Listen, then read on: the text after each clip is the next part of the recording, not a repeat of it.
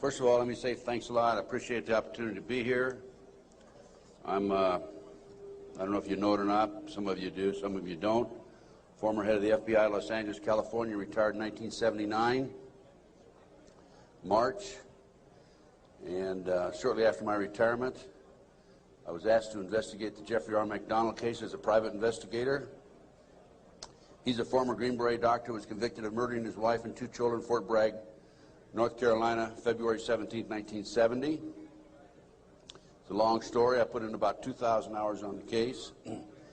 When the case first began, my investigation first began, I told Dr. MacDonald that I would investigate the matter for him. He had just been convicted and was sentenced to 3 consecutive life sentences.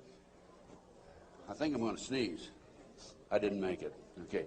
3 consecutive life sentences. I told him if I found out that he was guilty, I would no longer be on the case. I would drop my investigation. Much to my surprise, from the evidence that I read, information that I developed over a period of several years, I've established beyond any question of a doubt that this man is absolutely innocent. And on October 25, 1980, I obtained a signed confession from Helena Stokely, the girl in the floppy hat, if you know the case. By the way, there was a best-selling book, Fatal Vision, and a movie out on this. And the girl in the floppy hat said that Dr. MacDonald did not commit those crimes. They were committed by my satanic cult group.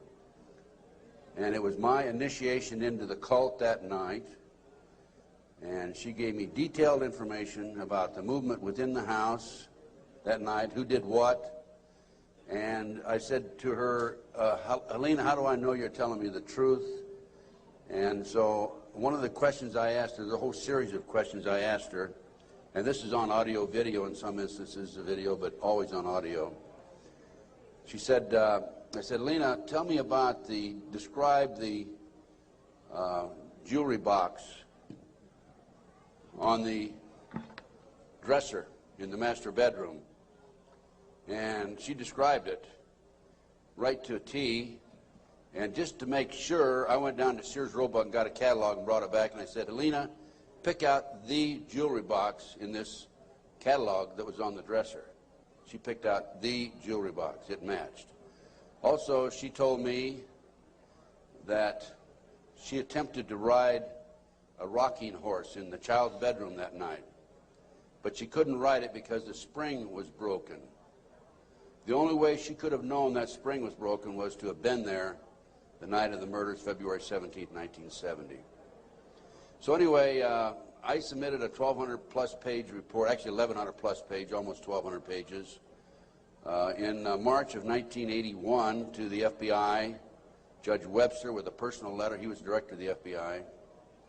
And I said, Judge, I believe this man is innocent, and he'd run out of money, and, you know, I'd continued to work it as I usually do. And I think that the FBI should continue along the lines of my investigation. And much to my surprise, I started receiving, by the way, it also went to the FBI and to the U.S. Department of Justice, the Solicitor General's office. And much to my surprise, my witnesses, my 19 new witnesses, including Helena Stokely, started calling me and saying, hey, Ted, the FBI has interviewed me. They're trying to get me to recant. And I'm saying to myself, that isn't the responsibility of the FBI. The FBI is supposed to gather information, not destroy it. And that was my first clue that we had a serious problem in that case. And then I continued on, and I had a number of other cases that I handled privately. And in each instance, I noticed evidence was lost, destroyed, stolen. I noticed that there were strong indications of corruption. So I asked myself, now what's going on here? And over the years, I started gathering material until about 2 years ago. Up until about 2 years ago, I kept saying there's a loose-knit network operating in this country involving drugs, pedophilia, pornography, prostitution, corruption, et cetera, et cetera. 2 years ago, from my research, I'm convinced it's much more serious than that. It's more than a loose-knit network. It is a conspiracy. And you know how the news media comes after us and we use the word C, conspiracy, that C word, well, they can come after me all they like, because I guarantee you right here and now we do have a conspiracy, and I'm going to prove it to you here today.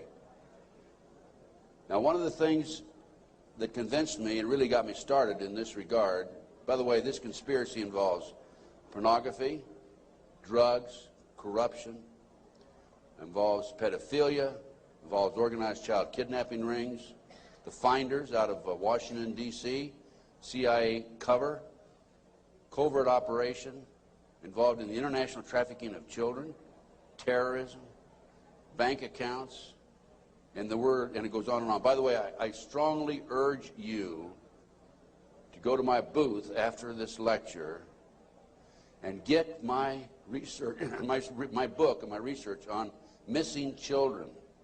We're going to go into that a little bit in the lecture. But my Missing Children lecture documents that the Finders, an organization in Washington, D.C., this CIA front. It's a covert operation. They're involved in international trafficking of children. And I have a U.S. Customs report, official U.S. Customs report, in my book on the missing children. So I urge you to get it. It's only $10. Now, if you buy any of my products, any of my research, I beg of you, I don't want you to buy it unless you make a half a dozen copies and send it to your friends, okay? The name of the game with me is not copyright. I could care less about copyright. The name of the game is education, education, education. We need to know what's going on in this country today. So any of my research that you buy, please make copies and get them out to your friends. That's what it's all about. After one of my lectures, here's about 2 years ago, this is why I changed my mind from and using the word Loosenet Network to conspiracy. After one of my lectures, a gentleman came up and gave me a book. He said, Ted, in fact, that lecture was specifically on the McDonald case.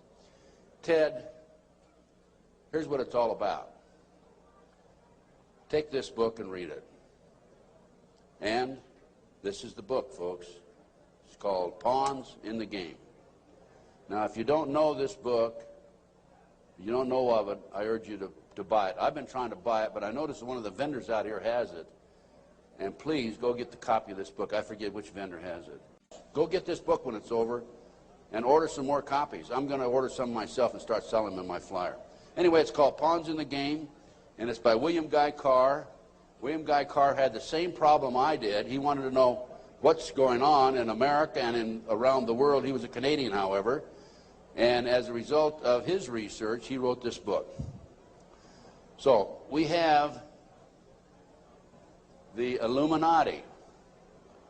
Now, the Illuminati was established in 1776 by a fellow named Adam Weishaupt. In 1773, he was commissioned by one of the Rothschilds, House of Rothschild, to put together an organization called the Illuminati. And he culminated his work in May the 1st, 1776. If you'll notice, that's a communist holiday. And we're going to have to move along pretty fast. This is actually a 4-hour lecture I'm going to give you today. We're going to do it in probably an hour and 15, 20 minutes. But some of his goals, and the goals that he was commissioned to set up, there were 25 of them. And here they are right here. Here's the beginning of it right here. And then rather than read each one of them, I'm going to summarize it, okay, because we got a lot of work to get into. Number one issue was men are inclined to evil rather than good. Number two goal and issue was to preach liberalism. Number three, use the ideas of freedom to bring about class wars. That's what we're doing today. Number four, any and all means should be used to reach our goals as they are justified, any and all means. Number five, their rights lie in force. We're talking about the Illuminati rights lie in force. Number six, the power of our resources must remain invisible until the very moment when it has gained the strength that no cunning or force can undermine it. And if you will notice, it's been a very very few people know about the Illuminati, so they have maintained their invisibility until most recently. Number 7, advocated mob psychology to obtain control of the masses. Number 8, use alcohol, drugs, moral corruption, and all forms of vice to systematically corrupt the youth of the nation. I mean, I don't need to document that one. How about South Central LA, CIA drug operations coming in there? How about Mena, Arkansas? Drugs coming into this country, arms and munitions going out. If you don't believe me, talk to Terry Reid, talk to Chip Tatum, talk to some of these other individuals who I know, personally know. During the recent, last fall actually, drug hearings by Mr. Arlen Specter, Senator Arlen Specter, one of the big phonies of Washington, D.C., the magic bullet theorist, I watched those hearings, and I couldn't believe the mamby-pamby, weak witnesses he brought forward, people that really had no direct knowledge of the drug operation. And that hearing was about bringing drugs into South Central LA by the CIA. I sent him a list of 16 names of people who had personal, direct knowledge of drugs being brought into this country by the CIA. Never heard another word. None of those people ever appeared as witnesses. I might also mention in Oklahoma City, I sent my report, copy my report back to the committee. I sent them a fax and said I had information which would be vital to your investigation of the Oklahoma City bombing. That report, by the way, is also available to you. I urge you to buy it. Never received a response. Number 9, seize property by any means. We're seeing that on a daily basis. Farmers, businessmen, people who are arrested on nebulous charges, their property's being taken away from them. Here's an example right here. This lady right here, she lost everything. Everything. They've come out and raided her house twice, Linda. Twice, Linda. This lady had a house that she bought before her marriage. It was in her name, and they seized it. She no longer has that house.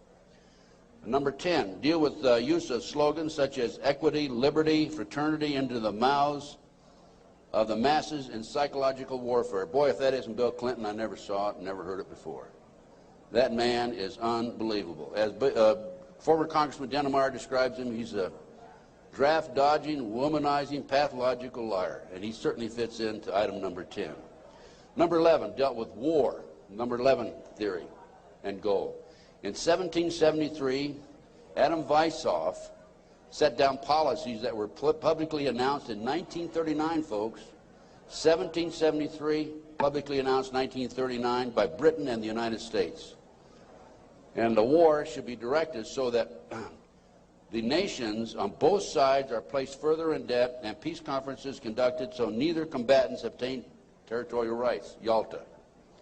Perfect example. Stalin, Roosevelt, Winston Churchill after World War II. Number 12, told those present that they must use their wealth to have candidates chosen to public office who would be obedient to their demands and would be used as pawns in the game by the men behind the scenes. The advisors will have been bred, reared, and trained from childhood to rule the affairs of the world. We have that today without any question, the men behind the scenes. Number 13, control the press. If you heard my lecture yesterday on Oklahoma City, I documented that the mainstream media is being controlled by the big power people, by the phony politicians, by the bureaucrats, without any question about it. Information in the media, I have an itchy nose today. Maybe I'm going to kiss a fool or something, okay? We have a documentation of that, and I have that in some of my lecture material out here and also my books. Number 14, their agent tours will come forward after fomenting traumatic situations and appear to be the saviors of the masses when they are actually interested in just the opposite, the killing of the masses. The riots in Watts, the riots in South Central LA, folks. Number 15, create industrial depression and financial panic, unemployment, hunger, shortage of food, use this to control the masses or the mobs and use the mobs to wipe out all those who dare to stand in the way. Well, I'll tell you right now, every expert I've talked to is talking about food shortage. And it's coming, I'm convinced. And we also know about the market crashing here in October. I had a market specialist on my radio talk show, and if you don't listen to my show, I urge you to, because it's a real good, solid education for you. Just this week, George Green, he was also on my show on October the 6th. George told us on October the 6th there would be a crash of the market in October. It came. Now he told us this week there will be another crash, and it will drop, he thinks, 2,000 points. We'll see what happens. I hope it isn't true. Number 15, create industrial depression and financial panics, unemployment. I've already covered that. Number 16, infiltrate into the secret Freemasonry to be used for their purposes. That's been documented many times. Number 17, expound the value of systematic deception. Use high-sounding slogans and phrases and advocate lavish promises to the masses, even though they cannot be kept. Again, Bill Clinton. George Bush was good at that too, by the way. What's the difference between the Republicans and the Democrats high up? Nothing. Zero. You know, Mr. A, who has a booth next to mine, mysterious Mr. A, he talks about subliminal messages. If you look at the logo of the Republican Party, you know the elephant with the 3 stars across the top? Well, if you look at it today compared to 2 years ago, the stars have been inverted. The point used to be at the top 2 years ago. Now the point is at the bottom. Satanic, folks. I can't say for sure, but that's a subliminal message. Inverted stars. Number 18, detailed plans for resolution. Discuss the art of street fighting, which is necessary to bring the population to a speedy subjection. Number 19, use their agentures as advisors behind the scenes after wars through secret diplomacy to gain control. Number 20, establish huge monopolies toward world government control. We're seeing that today, the huge monopolies. Number 21, use high taxes and unfair competition to bring about economic ruin by controlling raw materials, organize agitation among the workers and subsidizing competitors. GATT, NAFTA. Number 22, build up armaments with police and soldiers sufficient to protect our interests. A few years ago, we had 11 federal agencies that were authorized to carry sidearms, firearms. Now we have 39. Number 23, members and leaders of the One World Government would be appointed by the director.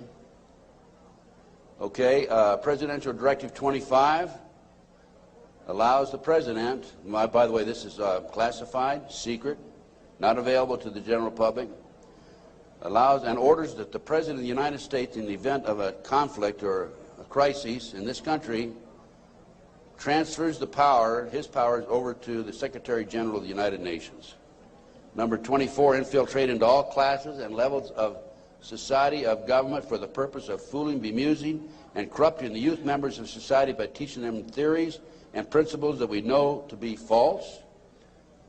This is the outcome-based education program being shoved down our throats by the United Nations. Number 25, national and international laws should be used to destroy civilization. There's talk about the world population being decreased to 500 million, the United States population being decreased to 20 million. And we look at the war that we had in the Gulf War syndrome. Look at the people that died there. There were 700,000 troops, American troops there. 4/5 of them today cannot even do a push-up because they're so ill and so sick. They've been washed out of the service. We have a new army, basically. And the story goes on and on. Okay.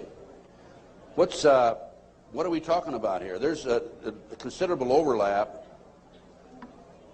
in the United States from the various groups, organizations, individuals, whatever you want to call it. But one of the driving forces behind this movement, the Illuminati, is the satanic cult movement in this country today.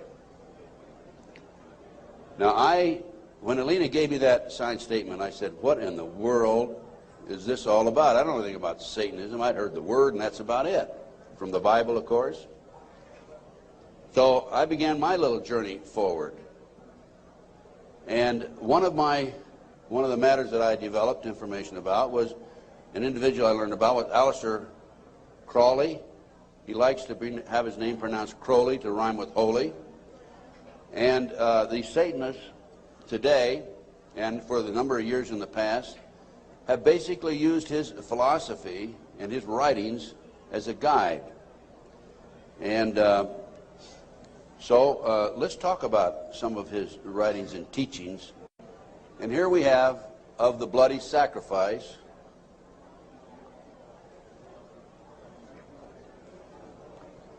And here we have The Blood is the Life. And here on page 94 of his book, it would be unwise to condemn as irrational the practice of those savages who tear the heart and liver from an adversary and devour them while yet warm. In any case, it was the theory of the ancient magicians that any living being is a storehouse of energy varying in quantity according to the size and health of the animal, and in quality according to its mental and moral character. At the death of the animal, this energy is liberated suddenly. The animal should therefore be killed within the circle. We're talking about the satanic circle, or the triangle, as the base may be, so that its energy cannot escape.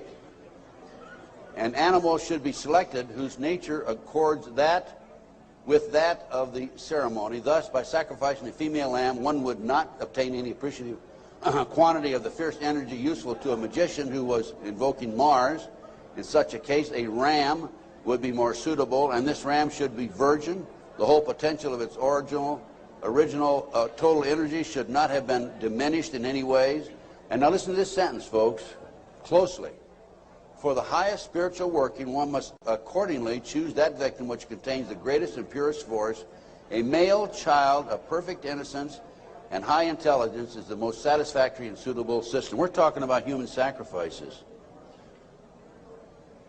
There are, in my estimation, over 3 million practicing Satanists in America today. Now, how did I come up with those figures? I have informants. I have an informant in South Central LA, population of 200,000, told me there are 3,000 practicing Satanists in that area. That's where the famous, well-known case, McMartin case on the preschool took place. I have an informant in Lincoln, Nebraska, told me 3,000 practicing Satanists. Lincoln, Nebraska, town of 200,000. South Bay area, Manhattan Beach area, about 200,000. How much time? I get more than an hour today. So just crank up your cameras. Huh? I'm going to take an hour and a half. Okay? I'm going to take every minute I can give to you folks, because you need to soak this into your brain. Iowa City, Iowa, town of 150,000. 100,000. 1,500 informants. That averages out about 1.5% of the population. Anyway, this is, we're talking about human sacrifice. About 50 to 60,000 individuals are sacrificed every year. There are 8 basic satanic holidays. There are other holidays for the various covens, but there are 8 basic ones that they all honor. Now, one of the practices, this is another book of Aleister Crowley. One of the theories, we talked about human sacrifice, okay, there it is, right in their book. I mean, I didn't invent that. That's there. Another aspect of their religion, if you want to call it religion, by the way, the federal government does recognize the satanic movement as a religion, yet in Linda's case, the word Satanism was brought up by her husband's defense attorney. They sealed the records, have not made it available. And when she writes to her children and says, believe in God, she gets a letter back from these people saying, you can't mention God in your letter to your children. That's just an example, okay? Okay, we're talking here about the 666. That's the beast. That's Aleister Crowley himself. Moreover, the beast 666 advises that all children shall be accustomed from infancy to witness every type of sexual act, as also the process of birth, lest falsehood fog and mystery stupefy their minds, whose error else might thwart and misdirect the growth of their subconscious system of self-symbolism. What we're talking about there is children from birth being exposed to sex. These people, the satanic movement in the world, has set up preschools throughout the world for the purpose of getting their hands on our children. The parents drop them off at 9 in the morning, come back and pick them up at 4, 3, 4, 5 at night. In the meantime, in many of these preschools, the children are exposed to sex from the time of birth. In Linda Wiegand's case, it's exactly what happened. These children have been exposed to sex from the time that her ex-husband got his hands on those babies right up to the present time. And I have a page missing, and I'll have to dig that one up some. I don't know what happened to that page. Maybe the Satanist got it. It may therefore be considered improper as a general rule for your sexual gratification to destroy, deform, or displease any other star.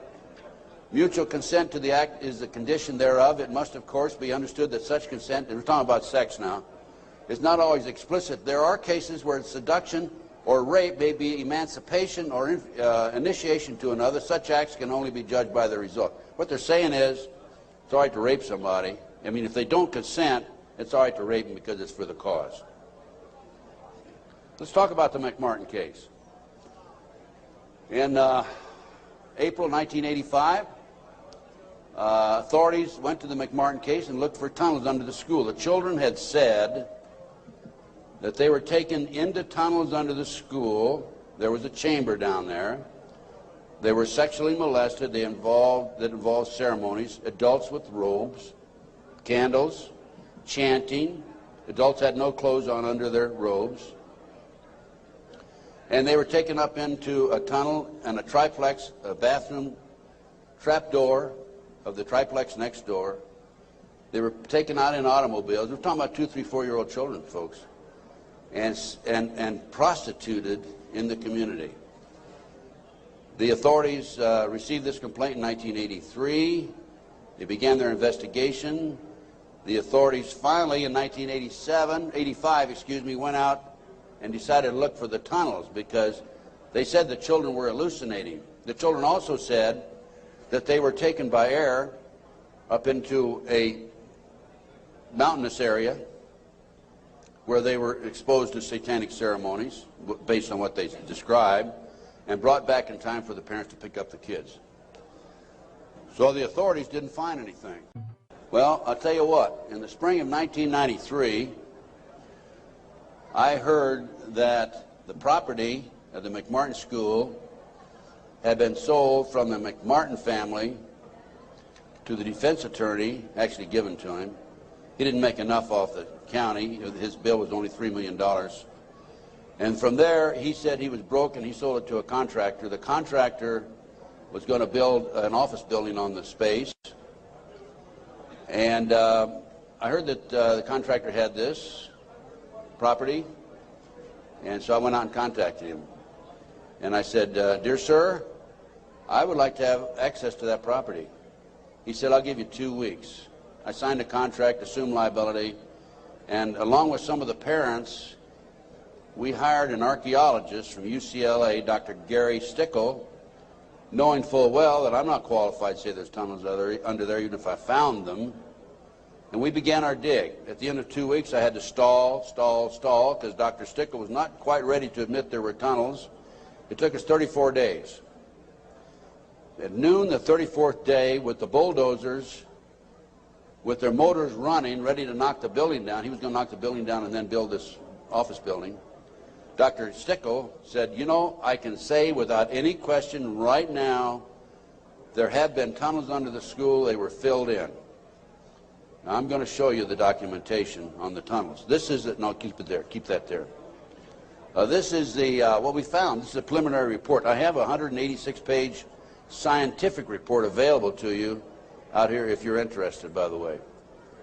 We found a 9-foot wide subterranean entrance under the west wall of dog room. There were 4 classrooms. That was Ray Bucky's room. By the way, Virginia McMartin and Ray Bucky were tried. Virginia, the grandmother, was acquitted. Ray had a hung jury. And we found these tunnels in the middle of the second trial of Ray Bucky. They could have been used to convict him. We called the prosecutor. He sent his investigator out, Mr. Perez. Mr. Perez told me, I don't want you entering in my conversation with the archaeologist. I said, why? He says, you're too argumentative. And I said, well, okay, you go in and talk. I'll just keep my mouth shut. We went in, he talked, and he argued with the archaeologist. There's an investigator not qualified to talk about tunnels. He said there aren't any tunnels there, and the archaeologist, of course, argued. But anyway, they didn't use that evidence, strong evidence, in the second trial. They ignored it right in the middle of the second trial. I might mention this. The children identified professional football players, professional baseball players, household name actors, actresses, and the son of the leading politician, not a leading politician, the leading politician in Los Angeles as being perpetrators. Okay, we found an avocado tree root cut on both sides of the entrance, and I'll show you this in just a few minutes. The entrance of the tunnel, as I said, it was 9 feet across the top, and on one side was a live avocado root, on the other side was a dead avocado root. They had to cut that out. We have this, by the way. We found a plastic Disney bag, copyright 1982, about 4.5 feet below the classroom floor, and 3 to 6 inches in from the entrance and under the foundation. Now, the reason that plastic Disney bag is so important is because we think that they filled the tunnel in 1982 when the complaint was initially brought to the attention of the authorities. I said 83 earlier, it's 82 when the complaint was made. And when they filled it in, the plastic Disney bag somehow or other flew in there as they were filling it in and nobody noticed it. Now, who says there is no God, right? What documentation, fantastic documentation, that tunnel, the entrance to that tunnel, this is right at the entrance, was filled in 1982 or sometime subsequent to 1982. Mr. Ken Lanning, the outstanding know-it-all FBI expert, behavioral science, says that I took that garbage bag in 1993 out of a trash can and placed it there, that I planted evidence. Of course, Mr. Lanning says there's no organized satanic movement in this country today. There's only a few dabblers here and there. Thank you, sir. We have another 3 hours to go, okay? Can you hang in there? Okay, the tunnel proceeded south, then 45 feet through classroom 4 and 3 and north, then 10 feet within the classroom 4. The tunnels were 30 inches wide, 44 to 46 inches deep, with the top of the tunnel 30 inches under the classroom floor. The children were able to walk through it. We're talking about young kids now, right? The adults had to stoop down and walk through it, but they could do it. The tunnels were built in kind of a triangular, or I should say a semicircle type, so that they had natural support, I guess. These people know everything. They are brilliant.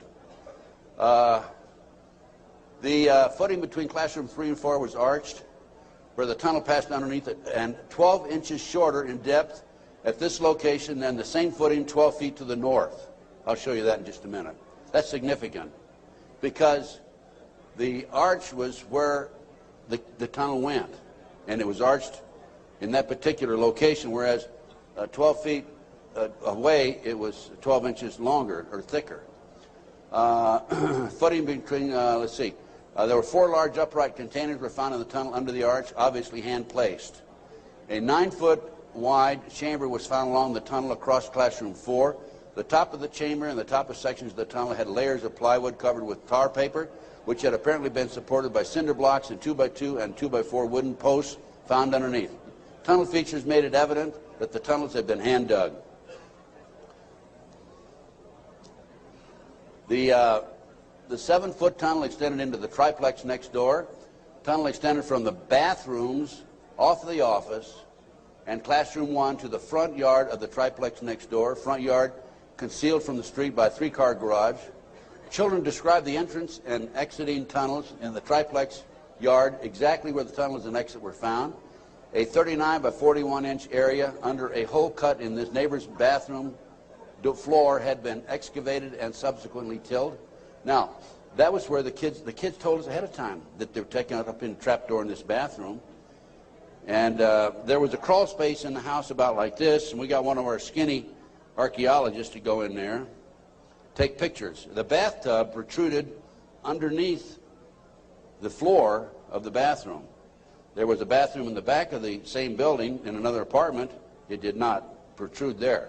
This was the space we're talking about, 39 by 41 inches. Just enough room for a kid to come up and be taken out. Other significant facts: small white plastic plate with 3 pentagrams, hand-drawn on the top of the light green paint, was found by the archaeologists. Pentagrams were hand-drawn by an adult and not part of the manufacturer's design. Many other artifacts were found whose analysis will be released upon completion of the test. The analysis has been released. That's the scientific report I told you about. No doorknobs were on classroom 3, only a dead bolt lock. Each classroom had an on and off switch which was labeled fire alarm. The system did not connect to the fire station but was used as an alert within the school if somebody came around. More than 2,000 artifacts were found under the school floor, including over 100 animal bones. Due to the constraints and time constraints and so forth, we had to discontinue the process on noon the 34th day. By the way, this cost us, a lot of people donated their time. It still costs us money. It cost us between $55,000 and $60,000. I personally put in $17,000, which I ended up, in many instances, paying over a long-term period payment plan. This is a floor plan of the whole lot. There is, right there, the building itself. This is the entrance, the concrete slab, a vacant lot there. This is a yard. And here's the avocado tree we're talking about. And here's the entrance right there. Now here is the tunnel. It came in here, extended here, and here's the chamber across here. We think, but didn't have time to explore this, the tunnel went up here. Now we definitely were able to come up with it here, right here, and it came into the bathroom over here. Okay. There's the entrance. It's 9 feet across here. I'll show you a diagram in a few minutes. There's the avocado tree. Those roots are live. Over here we had a dead avocado root. Okay, next. There's a plate that was found in the play yard, buried about 6 inches under the sand, with the pentagram on it. That's right. And here's a diagram of the tunnel. This is the entrance of the tunnel. Now that's the floor, the footing for the classroom 4. Here's the plastic Disney bag, was located right there, partially under the footing and partially out. And this AF means artificial fill. And this was the shape of the entrance. Okay.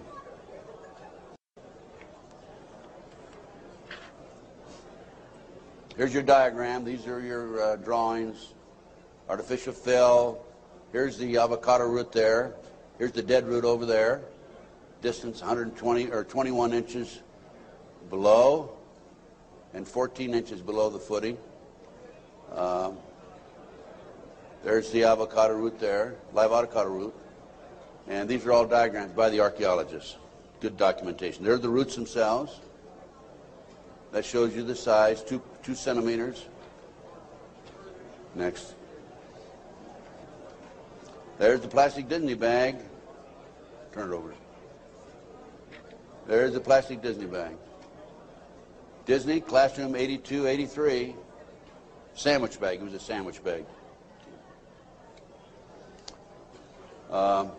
This shows the arch of the tunnel. Now, the school was built in 1966, which means the foundation was laid then. And here's your arch. And this is from classroom 4 here into classroom 3 over here. And it was 12 inches higher over to the left. Go ahead. There's yours truly looking up. This was in classroom 4, as I recall. And this is where the tunnel extended, right along here. Now, the reason the tunnel's been filled in, you have to understand that. And the reason the archaeologists could say that they were filled in is because the texture of the dirt that had been filled in was different than the natural texture. Okay. Just turn it off for a minute. In addition to the tunnels, I developed information that an abandoned satanic site was in Crestline, California. Crestline, California is in the mountains. The kids said, remember a few minutes ago, they were flown by jet, or flown, they didn't say jet, into the mountains. There's an airport 10 minutes from the McMartin Preschool. It's Hawthorne Airport. There's a landing strip in Crestline. I heard about this abandoned satanic site, and I went up to the site, took pictures. And this is what and by the way, before I go on with this, I called the prosecutor in the McMartin case. And I told her, hey, I think I know where the children were taken. If they weren't, it's certainly worth looking at. And I will be glad to make this information available to you. And if you want to have the children go up and look at this abandoned satanic site, we can. She said, we're not interested. They weren't interested in hardcore evidence, the tunnel. They weren't interested in this abandoned satanic site. Go ahead. This is what we found. 666, one of the satanic signs. That's a stone on the site. The house had been up here. The day after the McMartin case broke in the news, the house burned to the ground. And it was here. The street's on the other side of the hill. You cannot see the site, this area down in here, from the street. You have to go in, would have to go in through the house and come down. And this, you can see it's quite elaborate. There's my associate, Judy Hansen, who works with me in L.A. And next. This is looking at the opposite direction of the picture we just took. And you can see there's San Bernardino down in there. And you can see that on the side of a mountain like that, nobody's going to find it unless you fly over with a helicopter. That's probably an altar, flattened stone. Also an altar, another altar that had been broken. This is, of course, you recognize the star. Now, this is a satanic symbol. Put the next one up. Hold the first one.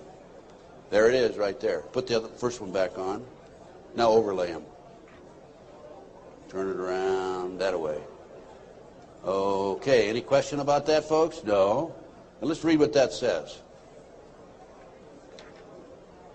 Amsday. Asmodee, a strong and powerful king, appears with 3 heads, the first like a bull, the second like a man, the third like a ram. He has a serpent's tail, the webbed feet of a goose, and he vomits fire. He rides the infernal dragon, carries lance and pennon, and is the chief of the power of Amaman. He must be invoked bareheaded, or otherwise he will deceive.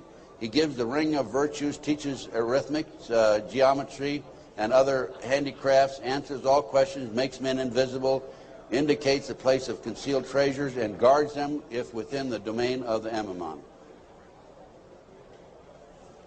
Oh, what do we got here? Another satanic symbol. You think that wasn't a satanic site? Overlay it. Okay. Is that it? The other way around, isn't it? Yeah. Flip it around. Okay, there you go. Okay, now let's read what that sign means. That is the seal of Amsmascale. I guess that. No, that's the wrong one. That's the one before. Belial, a mighty king created next after Lucifer, appears in the form of a beautiful angel seated in a chariot of fire and speaking with a pleasant voice. He fell first amongst the superior angels who went before Michael and other heavenly angels. He distributes preferences of senatorships, causes favors of friends and foes, and gives excellent families. Familiar. He must have offering and sacrifices made to him. Next. And there's another satanic sign. I couldn't make that one out, so I couldn't match it with anything, obviously. Here's some ovens.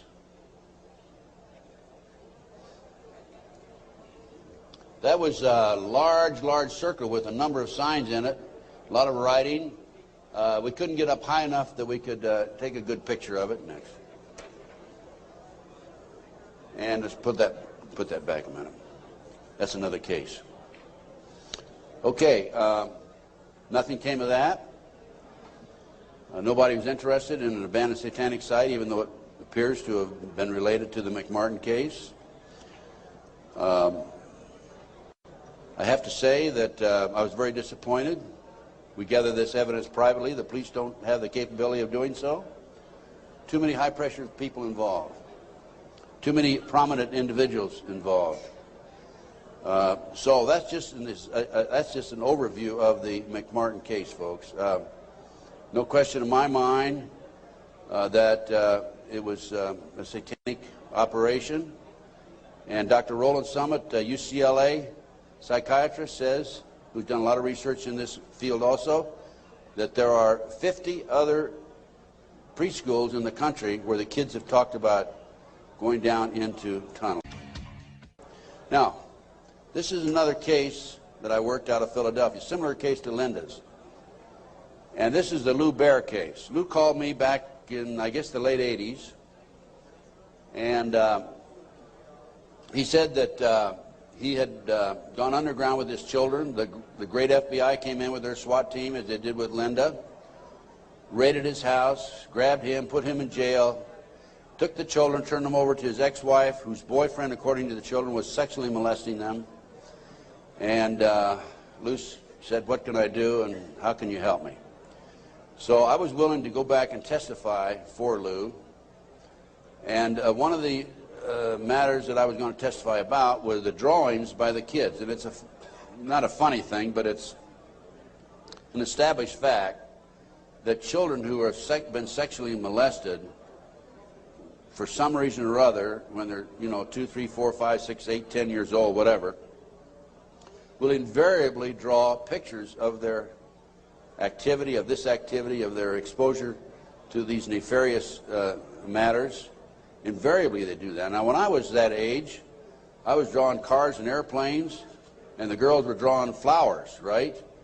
But these kids invariably will draw these pictures. As you can see from Linda's case, she has pictures at her booth that her children have drawn. Now, I was going to go back and testify for Lou, and I was going to say that based upon my reviewing the pictures drawn by the children, they've been exposed to a satanic activity. This is the most telltale of all the pictures. I'm going to show you a series of them. This is a totem pole with a goat's head at the top. Children at the various highest level. I understand, again, I say I understand because I'm not sure, because there's so much secrecy involved in the satanic movement. 8, 10 layers of classes of people within themselves, like the dabblers on up to the very highest level. But from my sources and my informants, I've been told that the various highest level of Satanism, you will have the totem pole, which is usually 3 to 6 feet tall, made out of wood, with the goat head at the top. So I was going to testify that based on my experience, that these children were exposed to the highest level of Satanism mainly because of this drawing right here, the goat hole, the totem pole with the goat's head. The judge would not allow me on the witness stand. I flew all the way to Philadelphia from Los Angeles, wouldn't allow me to testify. These are some of the other drawings. This is a body on a slab, undoubtedly an altar where they sacrificing blood, the genitals. And let me mention this also. Children who have never been sexually molested in a recent study, not a recent study, a study back about 7 or 8 years ago, children who have never been sexually molested do not draw the genitals. Children who have been sexually molested, a high percentage of them draw the genitals, and so children who have been ritualistically sexually molested, a higher percentage will draw the genitals.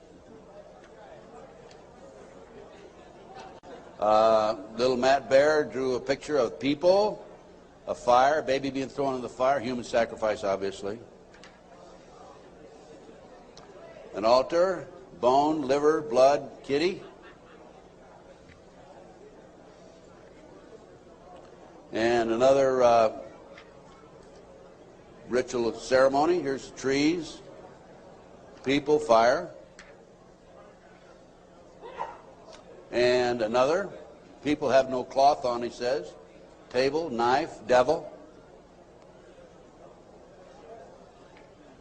Okay, that's the Lou Bear case. Now, I think we're going to we got just a few more minutes, and I want Linda to take the podium, talk about her case.